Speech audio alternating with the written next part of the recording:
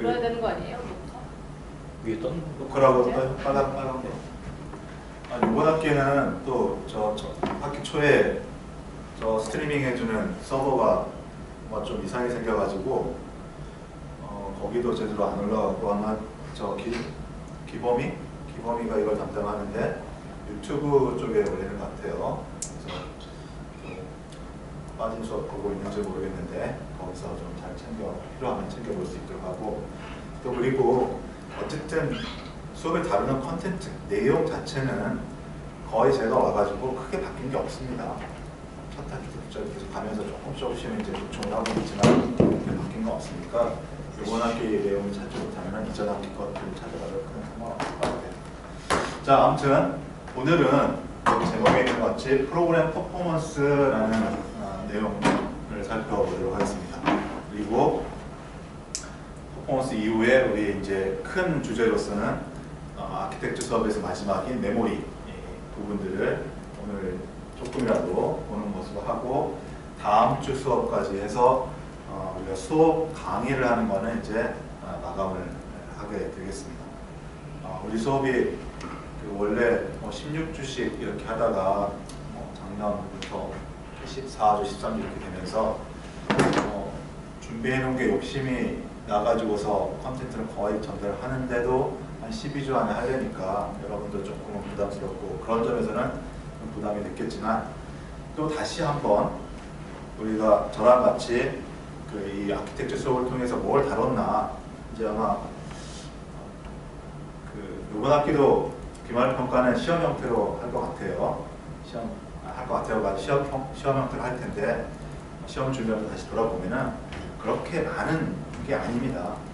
여러분들이 이제 특히나 넥스트 학생들 프로그래밍 하는데 이제 익숙해져 있으니까 컴퓨터를 이론적으로 이렇게 살펴보는데, 특히나 하드웨어 관련된 내용을 살펴보는데 익숙하지 않아가지고서 제가 얘기하는 거의 모든 용어가 낯설어가지고서 너무 방대한 것처럼 느껴질 수도 있는데, 제가 넥스트에서의 아키텍처 수업을 위해서 준비한 내용은 그렇게 많지는 않아요. 단지 이제 목표를 그렇게 삼았던 거죠. 다시 여러분이 살펴보면 소프트웨어, 프로그램이 컴퓨터, CPU, 하드웨어, 메모리, 그러니까 CPU나 메모리 등의 하드웨어에서 어떻게 동작하는지를 이해해보자. 이게 이제 목표였으니까 그런 관점에서 그렇게 많은 내용은 아닙니다. 그래서 다음 주까지 이제 살펴보게 될 메모리로서 마감을 할 거고요. 이거는 큰 주제로는 제가 명시하지는 않았지만 중간에 하나 또 소프트웨어 하는 사람들이지만 또 컴퓨터 시스템을 이렇게 아키텍처를 또 공부했기 때문에 여기서 얘기하는 성능과 성능과 관련되어 있는 몇 가지 용어들, 관점들, 이런 것들은 살펴보자는 뜻에서 삽입한 내용이 되겠습니다.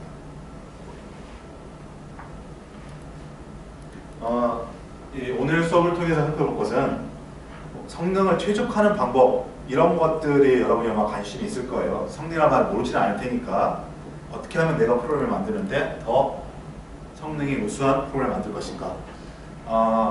우리 교재를 쓰고 있는 책에 5장을 보면은 성능 최적화라는 이름으로 단원 이름이 만들어져 있어요.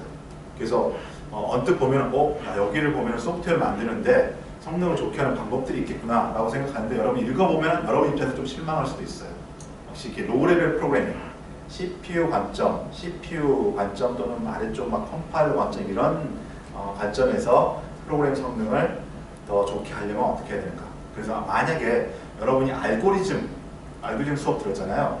알고리즘 수업을 들었을 때 만들어진 그런 프로그램들, 그래서 똑같은 복잡도의 프로그램을 만들었는데 이것을 실제 코드상에서는 어떻게 만드냐에 따라서 그 두 프로그램도 CPU에서 동작하는 시간은 차이가 있다. 이런 관점에서 얘기하는 성능 최적화가 5장에 소개되어 있습니다.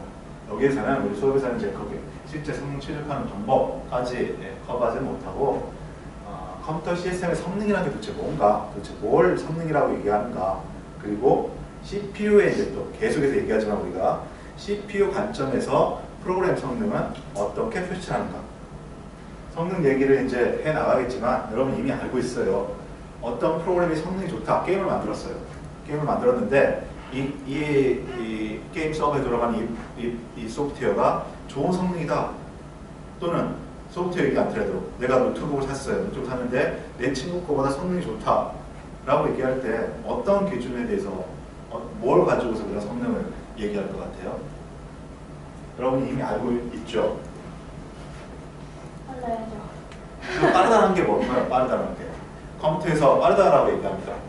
그게 이제 성능이라고 얘기를 했고, 성능이 좋다는 걸 맞아요. 빠르다라고 얘기해요. 저 CPU가 빠르다, 내 노트북이 빠르다, 어떤 프로그램이 빠르게 실행된다, 뭐 이렇게. 그 빠르다는 건 뭐죠? 그냥 이건 초등학생이 답할 수 있는 빠른 속도, 빠르다. 시간이죠, 시간. 그래서 제가 얘기하고 싶은 시간입니다. 그래서 컴퓨터의 성능을 얘기할 때 결국 시간이에요. 뭔가 해요, 뭔가.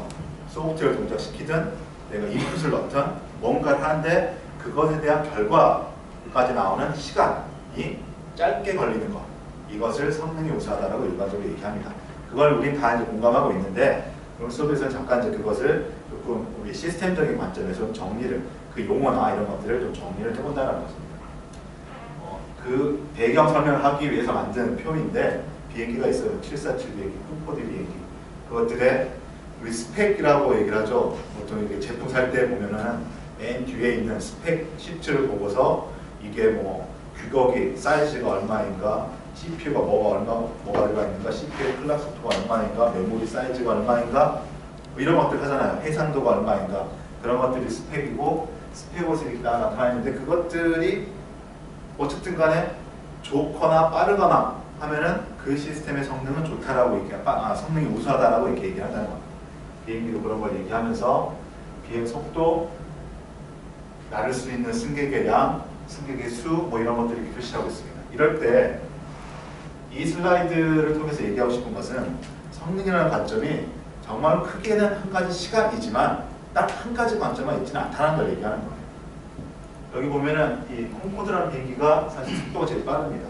그래서 이렇게만 놓고서 이 4개 비행기 중에서 어떤 놈이 성능이 제일 좋아요? 라고 물어보면은 여러분은 그냥 느낌에 따라서 이게 제일 빠르게 이게 좋다 라고 얘기하는 사람도 있을 겁니다. 그렇지만 이렇게 색깔로 표시하는 건 이렇게 해도 이제 표시하는데 다른 관점에서 보면은 이것이 더 성능이 좋다라고 할 수 있다는 겁니다. 왜냐하면 이 시스템들은, 요 대상들은 단순히 어디서부터 어디까지 가는 경주용 기계가 아니고 사람을 나르는 기계이기 때문에 얘의 성능을 얘기할 때는 시간이 제일 중요하긴 하지만 사람을 얼마나 나르냐도 중요하다는 겁니다. 그래서 속도와 시간을 같이 고려해가지고 단위 속도당 나를 수 있는 승객의 수, 그런 것들 이거를 표시함으로 해가지고 속도와 나를 수 있는 승객의 수를 같이 고려한 어떤 숫자를 보고서 이게 높으니까 얘가 더 성능이 좋다라고 얘기할 수 있다는 겁니다.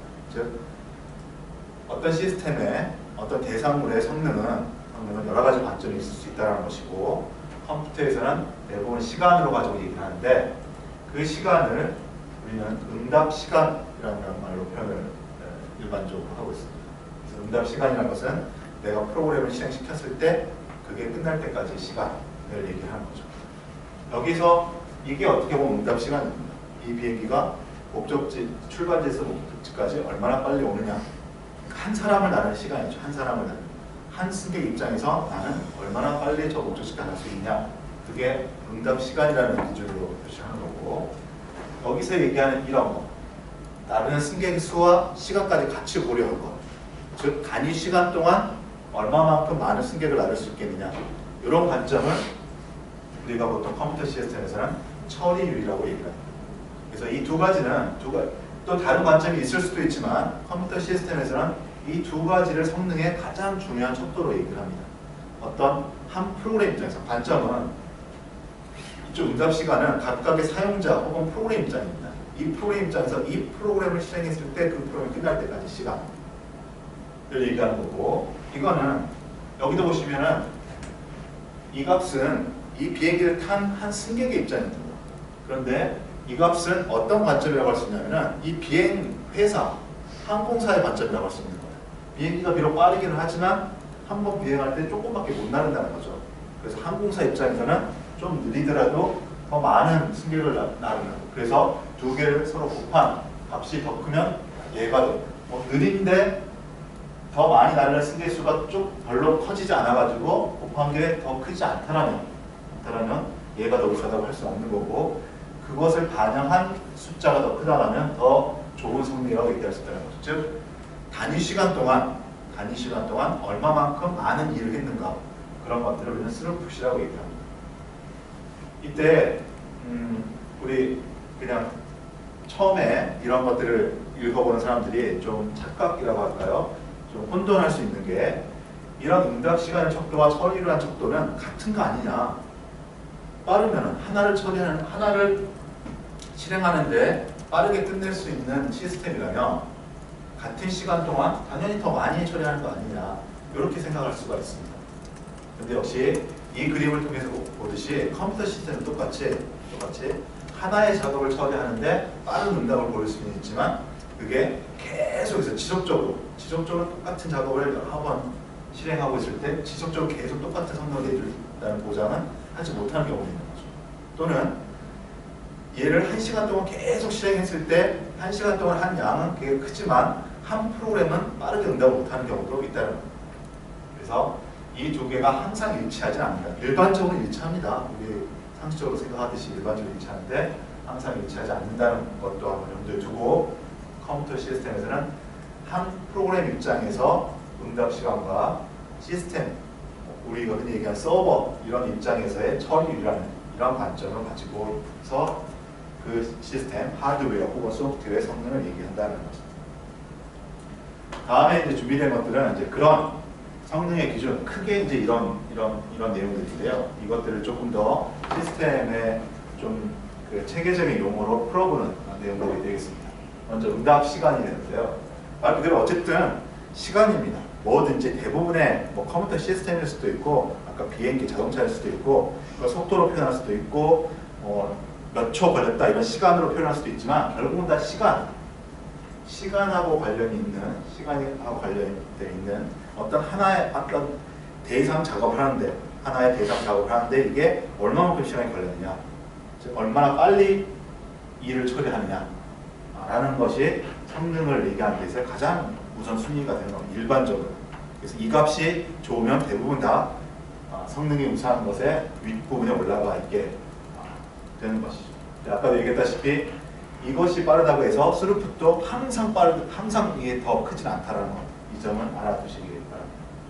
아무튼 응답 시간이라는 것이 컴퓨터에서 이제 성능을 얘기하는 가장 중요한 요소가 되고, 이것을 우리가 지금 아키텍처 수업에서는 계속해서 프로그램을 그냥 실행시킨 것이 아니라 이제 CPU의 동작을 계속 얘기하고 있었으니까, CPU의 동작이라는 관점에서 이 프로그램의 응답 시간을 이제 살펴보는 겁니다. 다시 말하면 분해를 시켜보는 겁니다.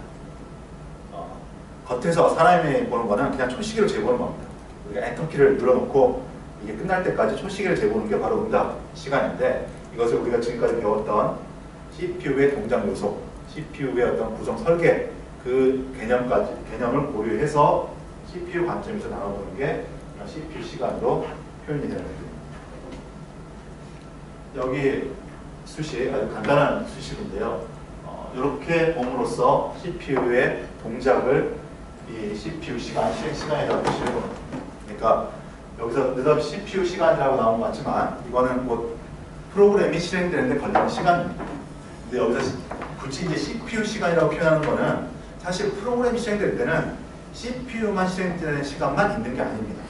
사용자가 마우스를 통해서 입력하는 시간도 필요하고, 요즘은 뭐 인터넷이 거의 필수가 됐기 때문에 네트워크를 통해서 데이터를 받아오고 전송하는 시간도 포함되고, 화면에다가 점을 찍는 시간도 들어있고, 이렇게 좀 더 복잡한 게 이제 실제 프로그램의 성능이지만, 우리 여기 아키텍처 이 수업에서는 CPU가 실행하는 것만 살펴보는 겁니다.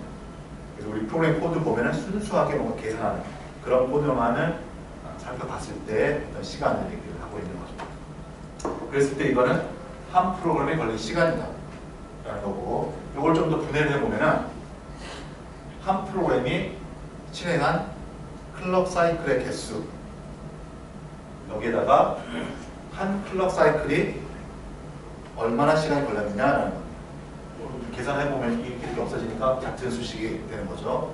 여기서 이제 클럭이라는 얘기는 가끔 우리가 얘기를 했는데, 지난 CPU 설계에서도 전자, 회로의 특성상 정명이 흘러가 버린 거고, 이게 내 명령어를 한 단위 한 단위 계속 실행하기 위해서는 컴퓨터 시스템 클럭이라는 걸로 제어가 되고, 바로 그 클럭 하나가 컴퓨터에서는 하나의 일을 하는 거다라고 했습니다. 그래서 똑같은 CPU 명령어 구조임에도 CPU가 동작하는 클럭이 빨라지면 더 빠른 CPU가 될 수도 있다라고 얘기를 했던 거죠. 그래서 시간의 개념을 빼버리면 우리가 프로그램이라는 것을, 이 프로그램이라는 것을 어떤 식으로 표현할 수 있냐면, 한 프로그램이 실행될 때 클럭을 몇 개를 썼느냐라고 우리가 계산해 볼 수가 있습니다. 계산해 볼 수가 있고, 그랬을 때 한 클럭이 몇 초 걸리느냐, 이걸 곱하면 전체적으로 시간입니다. 여기는 좀 이제 오히려 더 로우레벨 하드웨어인데, 여기까지 얘기하면 좀 더 여러분이 이해가 쉬울 거예요. 이걸 좀 더 분해해 보겠습니다. 우리가 앞에서 배웠던 그 CPU의 동작을 보면은, CPU는 명령어를 이제 하나씩 실행하는 겁니다. 그래서 이 프로그램이 실행된다는 것은 결국 CPU가 명령어를 여러 개를 순차적으로 쭉 실행시키는 겁니다. 그래서 어떤 한 프로그램이 실행될 때 몇 개의 명령어가 실행됐는가 라는 것을 표현해 볼 수가 있는 거고, 거기다 시간 관점을 넣기 위해서 한 명령어는 몇 개의 사이클이 실행되는가. 우리가 add, jump, move 이런 명령어를 봤는데, 이 명령어를 실행시키기 위해서 CPU에 몇 사이클이 필요한가, 그리고 앞에서 있는 것처럼 한 사이클은 몇 초가 걸리는가, 이렇게 계산해 보면은 프로그램이 전체 CPU에서 걸린 시간을 얘기할 수 있다는 겁니다. 이제 좀 디테일한 걸 얘기하다 보니까 앞에서 잊어버렸을 것 같은데, 컴퓨터 시스템에서의 성능이라는 것은 시간, 이 프로그램이 몇 초 걸렸다, 그 시간이 제일 중요하게 되는데, 그것을 CPU가 실행된 시간으로 살펴보면은 프로그램의 어떤 특성을 명령어와 그 명령어 동작하는 사이클 속도, 클락 속도로서 이렇게 분해해 볼 수 있다는 것입니다. 이것을 좀 넘어가고요. 이 표로 그려진 거는 좀 전에 얘기한 거죠. CPU 시간은 이렇게 분해해 볼 수 있다는 건데, 어떻게 우리가 지금 알고 있는 프로그램과 컴퓨터 시스템의 하드웨어 상에서 연관이 되는가를 보여주는 표가 되겠습니다. 역시 어떤 한 프로그램이 CPU에서 실행된 시간은 한 프로그램이 명령어를 몇 개 실행했느냐, 한 명령어가 클락을 몇 개를 실행하고 있느냐, 그리고 한 클락은 몇 초이냐, 이건데, 프로그램이 명령어를 몇 개 실행됐냐 하는 것은 여러분이 어떤 프로그램, 이쪽 쪽으로 보시면 마크가 되는데, 여러분이 어떤 프로그램을 만들었느냐에 따라 다릅니다. 아주 짧은 테스트 프로그램을 만들었으면 이 실행된 명령 개수는 매우 작을 겁니다. 엄청나게 큰 서버 프로그램을 만들었으면 실행된 명령 개수는 클 수가 있는 거죠. 그런데 이렇게 쭉 다 나눠져 있는 거 보려면, 같은 프로그램일지라도 컴파일러가 다르면 이것도 달라질 수도 있습니다. 어떻게 컴파일을 하냐에 따라 가지고 똑같은 프로그램도 실행되는 명령 개수가 달라질 수가 있어요. 또 한 가지, 명령어 세트, 즉 이게 크게 봤을 때 시스크 CPU에서 컴파일을 했느냐, 리스크 CPU에서 컴파일을 했느냐에 따라 가지고 이게 달라질 수 있어요. 짐작해보면 어떻게 되냐면, 시스크는 복잡한 명령어이고 컴파일러 친화적인 그 명령어 세트이기 때문에 똑같은 작업을 하는, 똑같은 어떤 소스를 컴파일했을 때라도 명령어 개수가 훨씬 작아집니다. 리스크는 간단한 명령어를 빠르게 많이 실행시키는 그런 명령어 아키텍처이기 때문에 훨씬 더 많은 명령어들이 실행되는 것이죠. 그래서 이런 거의 어떤 설계와 구현 방식에 따라서 이 값의 영향을 받을 수가 있습니다. 그 다음에 가운데 있는 사이클, 한 명령어가 몇 개의 사이클이 필요하느냐, 요거는 이제 마크를 보시면 명령어 세트 아키텍처하고 오가니제이션이라는 것에 영향을 받는다라고 이렇게 되어 있습니다. 이것은 바로 또 시스크와 리스크를 생각해 보시면 됩니다. 시스크 같은 경우는 복잡한 명령어니까 명령어 하나를 실행하는데 어떤 명령어는 10사이클이 필요할 수도 있고, 어떤 명령어는 한 사이클이 필요할 수도 있고, 이런 식으로 구성을 조직이 될 수 있습니다. 그런데 리스크 같은 경우는 간단한 명령어만 있기 때문에 모든 명령어가 다 한 사이클의 동작이 될 수가 있다는 겁니다. 그래서 내가 어떤 명령어 아키텍처를 쓰냐에 따라서 프로그램이 똑같다 할지라도 한 명령어당 필요한 사이클의 수는 달라질 수가 있다는 것이죠. 그리고 여기서 오가니제이션이라는 것은 지금까지는 제가 이게 사실은 컴퓨터 아키텍처라고 얘기할 수 있는 것이고, 이 컴퓨터 명령어 세트 아키텍처를 실제로 반도체로 설계하기 위한 하드웨어 설계, 그 기술을 마이크로 아키텍처라고 한다라고 이렇게 얘기를 했습니다. 그거에 해당하는 겁니다. 즉 이런 명령 아키텍처를 구현하는데 우리가 이전 수업에서 했던 것처럼 순차적으로 5개, 6개의 패치하고 디코드하고 실행하고 메모리 액세스하고 하는 단계를 그냥 순차적으로 나열한 방식으로 할 거냐, 이것을 파이프라인 방식으로 나열한 방식으로 할 거냐 따라서 이 오가니제이션, 구성이 달라진다고 할 수 있습니다. 그래서 컴퓨터 아키텍처, 컴퓨터 구조를 영어로 되어 있는 원서 같은 걸 보면은 컴퓨터 아키텍처라고 표현한 원서도 있지만 컴퓨터 오가니제이션이라고 표현하는 것들도 있습니다. 그것은 보다 하드웨어적인 관점에서 그 CPU 구성한 요소들을 어떻게 말 그대로 구성할 거냐, 즉 마이크로 아키텍처를 어떻게 만들 것이냐, 스레드를 하드웨어적으로 스레드를 지원하기 위해서 레지스터 세트를 여러 개 둘 것이냐, 그런 방법을 얘기하는 겁니다. 즉 하드웨어, CPU 하드웨어 설계에서의 구성 방법에 따라서 이거 한번 바뀔 수가 있다는 거죠.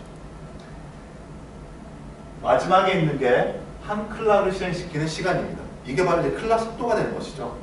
똑같은 한 클락을 실행시키는데 얼마만큼 시간이 걸릴 것이냐, 이거의 역수가 바로 클락 속도인 거고, 어떤 CPU는 1GHz, 어떤 CPU는 3GHz 이렇게 됩니다. 1GHz라는 것은 1초 안에 1기가면은 얼마인가요? 10억 개이고요. 메가가 100만, 1000만, 5억, 10억. 예. 1초에 10억 개의 클락이 들어간다는 뜻입니다. 그러면 한 클락은 1 나노세컨드가 걸리죠. 밀리온이 1 밀리세컨드, 10의 6승분의 1, 기가는 10의 9승분의 1, 즉 나노세컨드. 그래서 우리가 1GHz짜리 CPU를 가지고 있으면 이게 1 나노세컨드가 되는 겁니다. 다 똑같다 할지라도. 그런데 똑같은 CPU인데 밑에 똑같은 i7 코어인데 어떤 거는 2기가, 어떤 건 3기가 이렇게 있습니다. 이게 달라진다는 거죠. 자, 쭉 좀 장황하게 설명을 했는데, 프로그램이라는 것은, 결국 우리가 성능이라는 것은 이 프로그램이 CPU에서 몇 초 동안 걸리냐, 요걸 얘기하는 건데, 요걸 좀 더 우리 아키텍처 관점에서 보게 되면 이것들을 결정하는 인자들이 몇 가지가 있는 것이고, 그 인자는 소프트웨어에 의해서 영향을 받는 인자가 있고, 명령 아키텍처에 의해서 주로 영향을 받는 인자가 있고, 진짜 이건 이제 같은 CPU인데 사실 이 i7 코어인데 2기가로 동작하는 것과 3.5기가로 동작하는 가격이 다르죠. 그런데 그놈은 지난번에 우리 CPU 봤을 때 그 껍데기를 벗겨놓으면 화면상에 이렇게 네모로 되어 있으면서 막 항공사진처럼 막 이렇게 되어 있는 거 있죠. 이게 3기가짜리 CPU하고 2기가짜리 CPU하고 이 내용은 제가 이해하는 걸로는 100%. 그냥 여러분한테 좀 제가 자신 있게 얘기하기 힘드니까 99.9% 동일합니다. 클락, 그러니까 마치 이렇게 다나와에서 블루건을 할 때는 이런 i7에서 이런 CPU 얼마, i7에서 이런 CPU 얼마에서 다른 CPU 제품인 것처럼 하지만 이 두 그 CPU는 실제로 이 회로 설계는 100% 동일합니다. 단지 외부에서 입력하는 클락을 얼마까지를 견딜 수 있냐는 거죠. 그 견딜 수 있는 게 다르기 때문에 뭔가가 다르지 않습니까? 라고 하는데 그 뭔가는 회로 설계 수준이 아니라 설계 수준이 아니라 반도체 그 물성 특성 수준에서의 조금 다릅니다. 똑같이 찍어냈는데 어떤 거는 좀 빠른 클락을 넣어도 전기 회로가 좀 안정적으로 이렇게 진짜 물리적으로 그려져 가지고 좀 잘 버티고, 어떤 놈은 못 버티고 이런 것들. 그 의도적으로 얘네들이 나눈 게 아니라 예. 실제로 만들고 보니까 실제로 어떤 거는 3이고 어떤 건 2더라 이런 거. 예. 여러분 가끔 뉴스에 보면 삼성 던져 나오면서 막 머리다 막 쓰고 이렇게 나오고 이렇게 동그란 판에 막 반짝반짝거리는 거 이렇게 보면서 있죠. 그게 이제 반도체 공장인데 CPU나 메모리나 모든 그런 반도체들은 이런 웨이퍼라는 원판에 설계를 찍어 넣어가지는데 이 원판 하나가 한 CPU를 얘기하는 게 아니라 이 원판 안에 격자를 이렇게 막 해가지고서 몇천 개, 보통 몇천 개가 들어갑니다. 몇천 개 들어서 이거 하나, 여기 하나가 이제 그러니까 똑같은 게 이렇게 몇천 개가 있으면서 이거 하나를 떼내가지고 CPU 하나로 패키징하는 그런 건데요. 똑같이 찍었는데 일반적으로는 이 안쪽에 있는 게 물성 특성이 좀 좋습니다. 안정적입니다. 그래서 달라지는 거는 이렇게 해서 어쨌든 다 쪼개내가지고 반도체 공장에서 테스트 인원들이 그 QA 하는 인원들이 그걸 테스트를 합니다. 그래서 이제 뭔가 루틴이 있을 거예요. 3개월 불어놓고 몇 분 동안, 몇십 분 동안 다 동결시켜보고 2개월 불어놓고 몇십 분 동결시켜보고 거기서 걸러진 대로 제품을 만드는 거예요. 그리고 이제 좀 달라질 수 있다는 것은 요즘도 그런 게 있는지 모르겠는데 오버클럭킹이 되는 CPU가 안 되는 CPU 있잖아요. 네. 그럼 안 되는 CPU는 이제 그렇게 구분한 다음에 뭔가 이쪽에다가 이제 안에 이런 CPU 안에도 메모리 같은 게 약간 있거든요. 내가 뭔가 값을 써 넣을 수 있는 이런 데에다가 2기가로 해놓고 오버클럭킹이 안 되는 그런 CPU라면 더 높은 클락이 들어왔을 때는 얘가 멈추라는 어떤 소프트웨어적인 락을 걸어둡니다. 거가 이제 오버클럭이 안 되는 그런 CPU가 되는 겁니다. 아무튼 그런 것들, 이런 단계에 의해서 어떤 프로그램의 실제 CPU의 성능은 구분이 되는 거예요. 그러니까 그 얘기를 해서 운이 좋으면 걔네들 기준에 의해서 걔네들 기준에서 2기가 CPU, 3기가 CPU 걸렸지만 또 이 경계에 있는 것들은 뽑기운이 될 수 있는 거예요. 그래가지고 오버클럭킹이 되기만 한다면 2기가짜리 사가지고 그냥 3기가로 동작하는 거 아무 문제가 없는 겁니다. 그게 보통 CPU의 클락. 자, 여기서 얘기하고 싶은 거는 그런 부분들보다는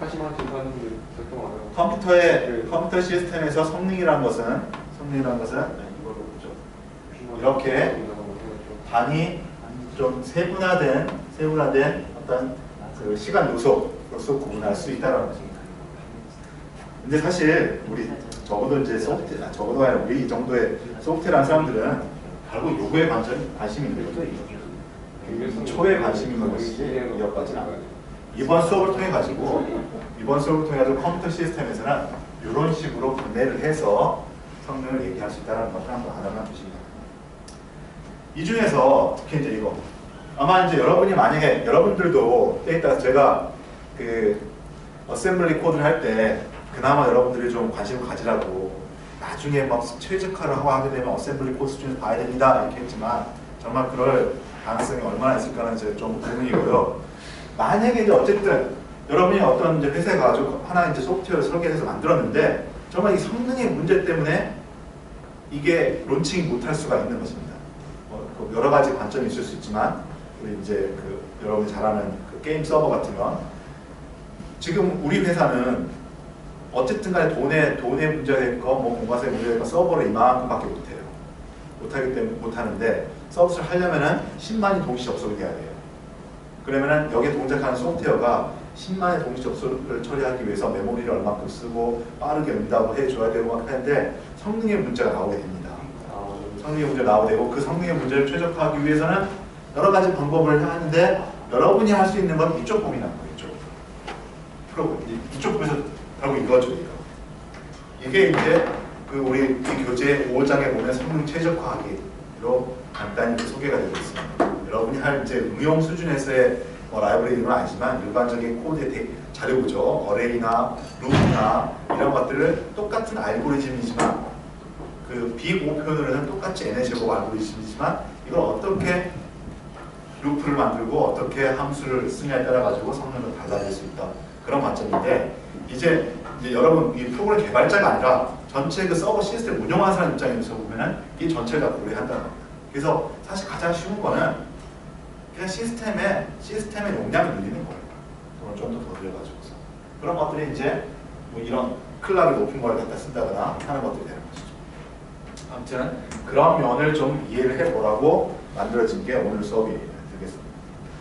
자, 이 중에서 이제 우리는 계속해서 앞에서 CPU를 이제 이렇게 보고 있으니까 CPU 관점으로 한번 더 들어가 보겠습니다. 그중 CPU 관점 들어가 보면 바로 요겁니다. 이건 소프트웨어, 이건 진짜 전자공학자, 그 재료공학과 이런 데 다루는 이제 물리적인 거고, 우리 이제 하드웨어 CPU 입장에서 보면은 이쪽 부분이 제일 그 관심 있는 부분인데, 이것은 바로 CPI라는 걸 표현합니다. 이게 Clock Per Instruction. 우리 보통 어떤 수치 얘기할 때 초당 얼마 할 때 이런 식으로 P로 많이 하죠. RPM 하게 되면 1분 동안에 몇 번 회전하는가, Revolution per minute 뭐 이렇게 하죠. CPI는 Cycle per Instruction. 그래서 보통 이제 컴퓨터 얘기를 할 때 CPI란 말이 나오면 이거는 CPU의 성능을 얘기하는 거구나 라고 여러분이 인식하면 된다는 겁니다. 그래서 프로그램의 성능은 프로그램이 동작한 이 시간이지만 이런 건 다 같다라고 생각하고 같은 프로그램, 같은 어떤 클락 속도를 한다고 했을 때 CPU를 얼마나 잘 설계했느냐 라는 것은 이것에 의해서 된다는 거죠. 어떤 명령 세트를 했느냐, 그리고 그 명령 세트를 구현하기 위해서 파이프라인을 어떤 방식으로 했느냐, 뭐 그런 것 등등. 그래서 CPU를 얼마나 잘 설계했느냐는 바로 CPI 값에 의해서 좌지우지된다는 거죠.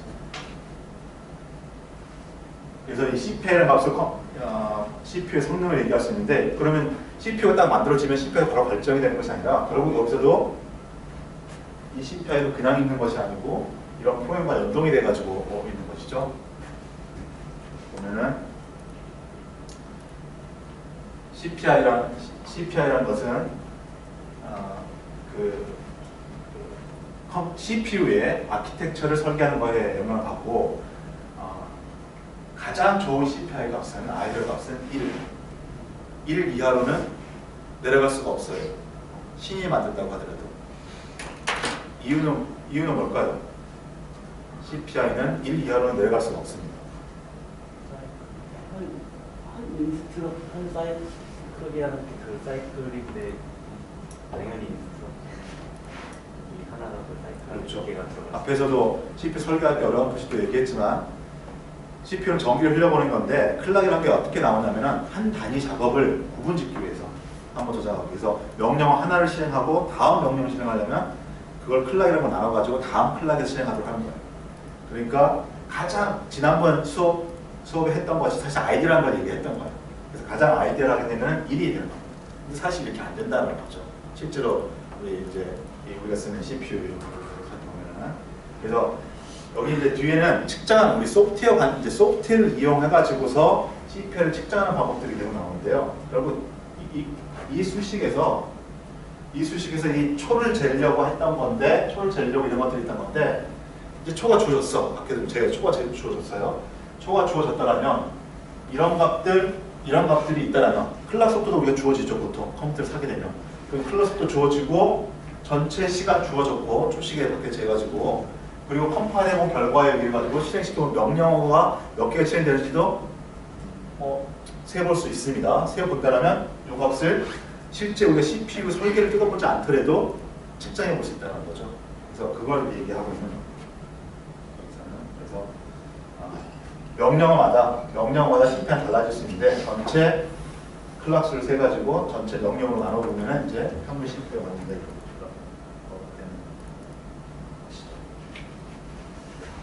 근데 설명은 아닌데.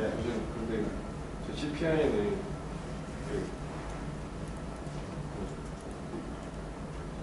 무슨 방식이죠?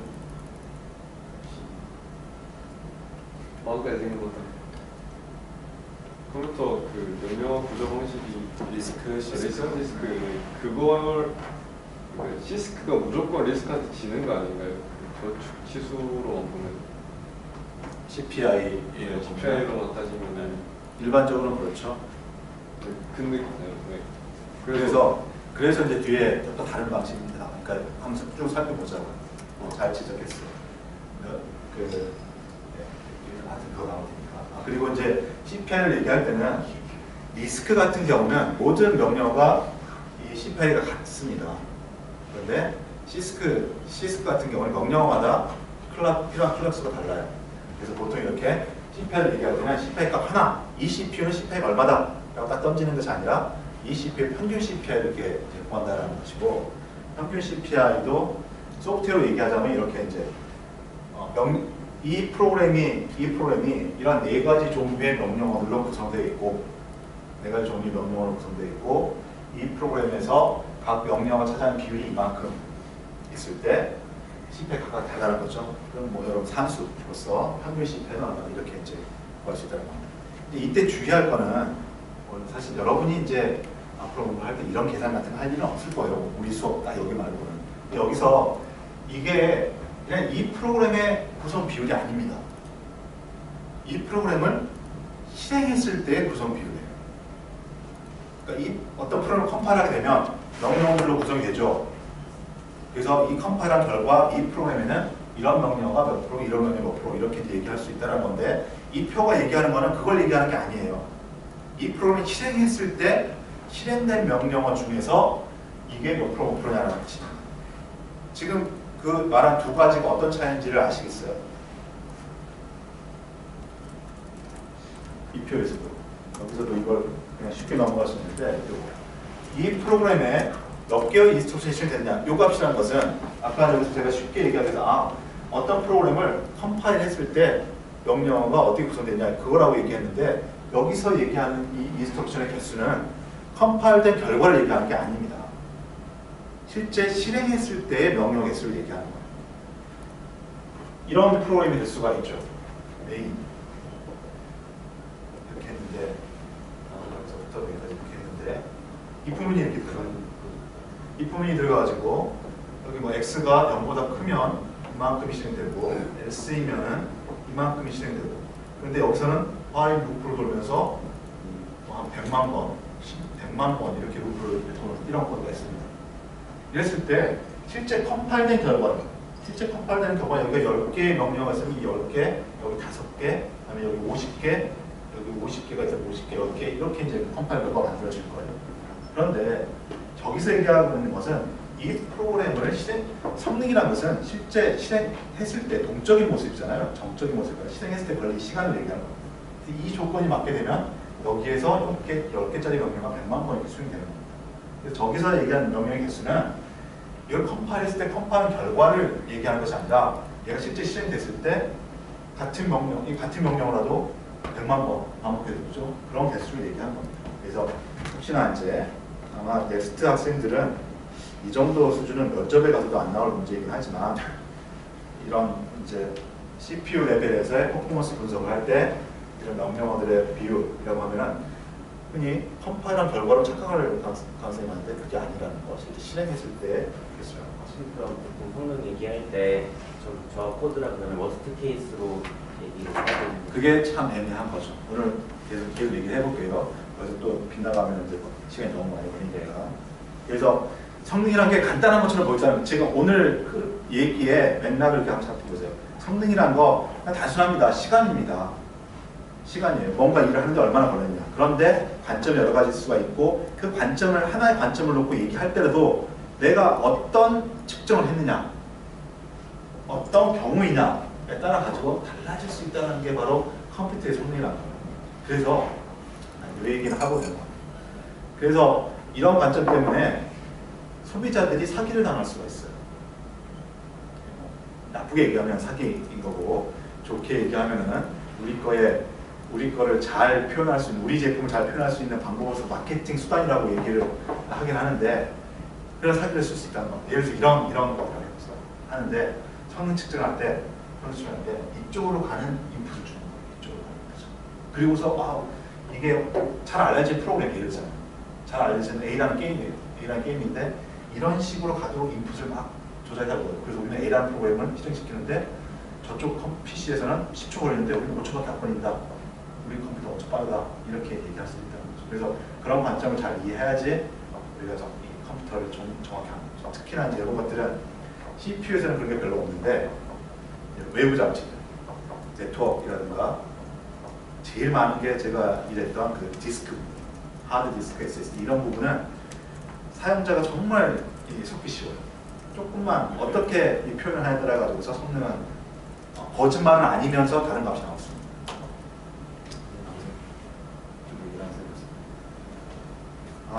준비된 내용을 다 우리 커버하려면 시간이 좀 많이 걸려요. 그래서 제가 넘어간 것들 이런 것들은 여러분이 메모했다가 조금만 관심 있으면 한번 살펴보길 바랍니다. 이 슬라이드도 좀 전에 얘기했던 그 CPI를 계산하는 이것을 진짜 내 컴퓨터 시스템에서 한번 CPI를 또는 소프트웨어로 계산해보자 라고 하는 방법입니다. 결국 CPI는 이수식으로부터 유출해야 되는 거예요. 이수식을 유출을 해야 되는데 시간값을 어떤 프로그램의 시간값을 알고 프로그램의 실행시킨 인스트럭션 개수를 알고 클락 속도를 알면 CPI를 얻을 수 있는 거죠. 그래서 우리가 소프트웨어적으로 이런 툴들을 이용하게 되면 그 값을 알 수가 있습니다. 이건 리눅스를 기반으로 한 거고요. 윈도우스에서도 우리가 성능 평가 관련된 주제를 찾아보면 비슷한 경우가 있을 거예요. 그래서 여기 얼그린드라는 이 소프트웨어는 시스템 분석하는 아주 유용한 도구예요. 그래서 메모리와 CPU의 그 패턴, 동작을 낱낱이 분석해가지고서 리포트를 해줍니다. 그러니까 어떤 프로그램을 실행할 때 메모리를 어떻게 사용했는지, 여러분 OS는 다 배웠을 테니까 OS에서 메모리 관련되고 제일 재밌는 게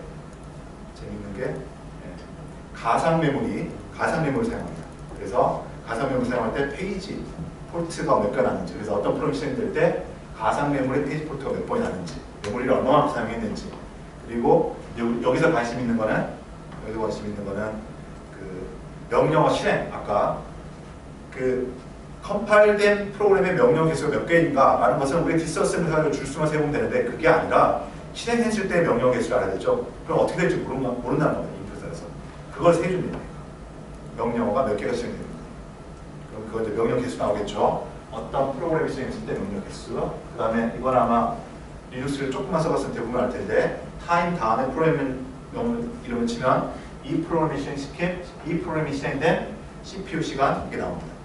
CPU 시간이 나오면서 전체 몇 초 걸렸다, 몇 초 걸렸다, 이게 나오는 거죠. 그리고 CPU 클락 속도는 여러분이 그 PC를 잘 알고 있으면 그냥 그 스펙에서 알 수도 있는 거고, 리눅스 같은 경우는 이런 그 시스템 인포메이션을 파일을 읽어보면 이 시스템이 몇 기가헤르츠 CPU로 동작하고 있다는 게 나옵니다.